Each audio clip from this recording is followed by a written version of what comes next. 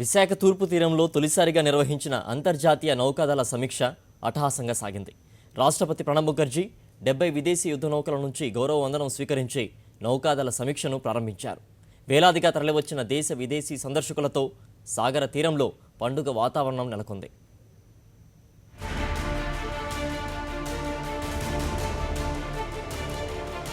విశాఖ సాగర తీరంలో అంతర్జాతీయ నౌకాదళ సమీక్ష ప్రారంభమైంది. రాష్ట్రపతి ప్రణబ్ ముఖర్జీ ముఖ్య అతిథిగా హాజరై నౌకాదళ సమీక్షను ప్రారంభించారు. ఐఎన్ఎస్ సుమిత్రలో రాష్ట్రపతితో పాటు ప్రధానమంత్రి నరేంద్ర మోదీ, రక్షణ మంత్రి మనోహర్ పారికర్, తెలుగు రాష్ట్రాల గవర్నర్ నరసింహన్, ఆంధ్రప్రదేశ్ ముఖ్యమంత్రి చంద్రబాబు నాయుడు, నౌకాదళ ప్రధాన అధికారులు ఐఎన్ఎస్ సుమిత్రలో విశాఖ నగరానికి అభిముఖంగా సాగర జలాల్లోకి చేరుకున్నారు.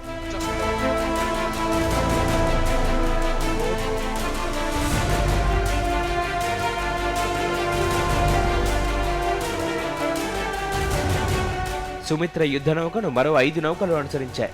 6 వరుసల్లో నిలిపి ఉంచిన 70 యుద్ధ నౌకల నుంచి రాష్ట్రపతి గౌరవ వందనం స్వీకరించారు.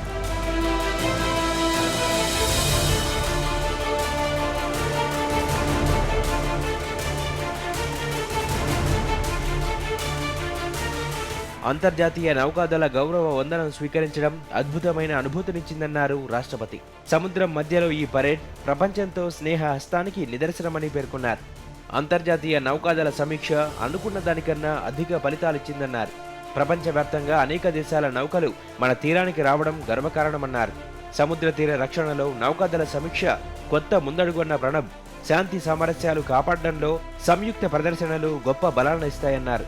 సముద్ర తలంపై శాంతి, ప్రశాంతి నెలకొల్పడంలో నౌకాదళానిది కీలక భూమిక అని పేర్కొన్నారు.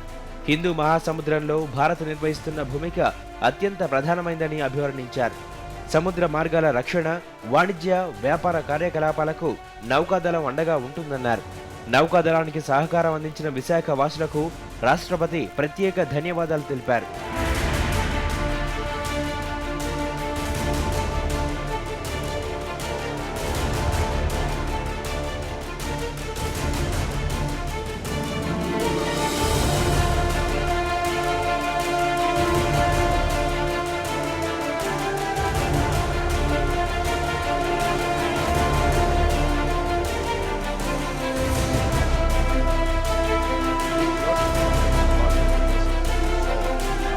నౌకాదళ సమీక్షలో మొత్తం 90 యుద్ధ నౌకలు పాల్గొన్నాయి.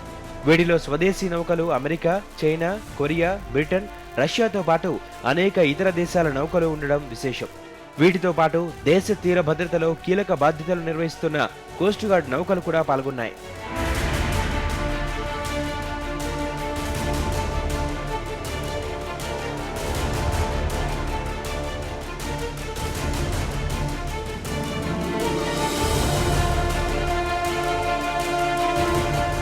అనంతరం దేశ ఆయుధ సంపత్తిని యుద్ధ విమానాలు, హెలికాప్టర్ల ద్వారా రాష్ట్రపతి తిలకించారు.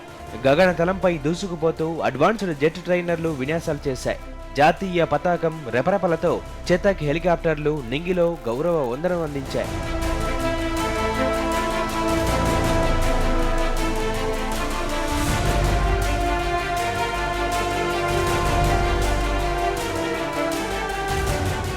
నౌకాదళ సమీక్షను వీక్షించేందుకు వేలాదిగా సందర్శకులు తరలిరావడంతో విశాఖ సాగర తీరం జనసంద్రంగా మారింది. విశాఖ తూర్పు తీరంలో నౌకాదళ సమీక్ష నిర్వహించడం ఇదే తొలిసారి. అంతర్జాతీయ ఫ్లీట్ రివ్యూ 2016 ద్వారా భారత నావికాదళం సత్తా ఏంటో కళ్లకు కట్టినట్లు ప్రత్యక్షంగా రుజువైంది.